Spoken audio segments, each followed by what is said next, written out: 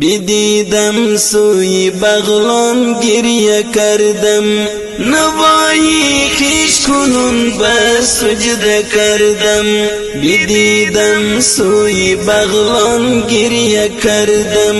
نوایی خویش کنون به سجده کردم. بگفتم ای خدایا این چه حال قدمونو لیدونکو یو ور بیا د اړتیا په تعقیب سره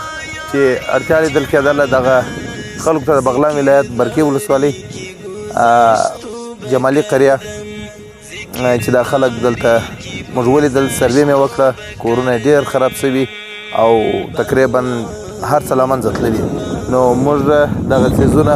په هغه کې د ظروفو سیټان چې 4-50 قلمه باندې مشتمل دي، ورسره یو اندازه قدر ډوډۍ دا مې منظمه کړې ده او دلته مې ایښې ده، تاسو مشاهده کوئ. بعد له دې به انشاءالله بیا ودغه متضرر تواره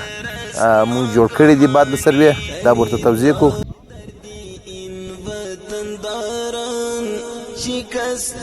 باروها این قلب زخمی، به بغلان سیلابی ناهنجار جاری،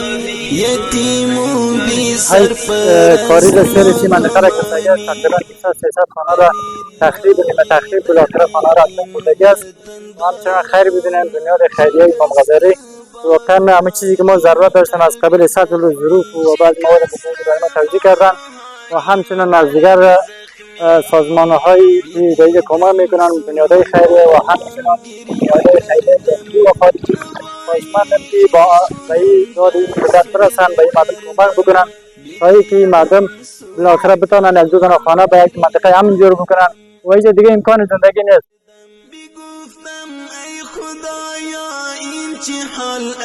است، بگفتم ای خدایا این چه حال است، ذکر داری که گذشت و بکردم. قدرمن هیوادوالو یو ور بیا دا چیان تنظیم کړي وو، مخکې مم تذکره وکړه، تکرار به وکړم چې ظروف کې 4-50 قلمه شیونه او ورسره لیک څه ډوډۍ د خپل وس مطابق د بغلان ولایت برکه ولسوالۍ د دغه جمالي یا کمر کلي ته چې 2 نومه لري، په 2 نومه مشتمل دې ته راوړي دي. هیوادوالو دغه متضررین سیلاب دي چې کورونه مطلق تخریب شوي دي او دغه شیانو ته اړتیا لیدل کېدله. د سروې د راپور په اساس باندې دغه شیونه موږ ورته تنظیم کړل او تاسو یې مشاهده کوئ چې اوس به انشاءالله توزیع لړۍ چالانه شي او دا تاسو یاست چې در موږ پورې دغه څه شی را رسوي او موږ چې تر دغه مظلومانو یا خوارو یا خوږو سیلاب زدګانو پورې رسوو. او د ټولو څخه یوه نړۍ مننه د خاص هغه مسافر ورونو څخه چې هغه په سعودي او دوبۍ او بل نورو لرې هېوادو کې پراته افغانان دي، هغه نور زموږ متعلقین دي، دا چې اعتماد یې په موږ باندې کړی دی. موږ د اغستی شی په امانت په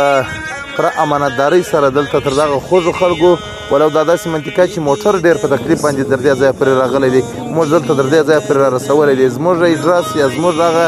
خاص منبع امام غزالي خیریه بنسټ چې دغه ستی کم څه کومک چې تر موږ پورې راغلی، موږ یې په ډېر امانتدارۍ پوره امانتدارۍ سره دغه خلکو د خوږو خلکو ته را رسوو. دا تاسو یاست چې موږ یو.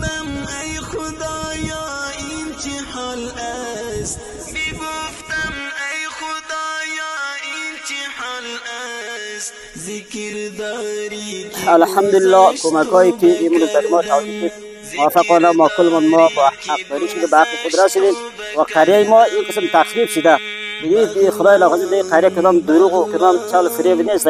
قریه کل مردم یا متضرر است، کل مردم برش مصیبت رسیده یا همگی اینطور خدای نخواسته مردم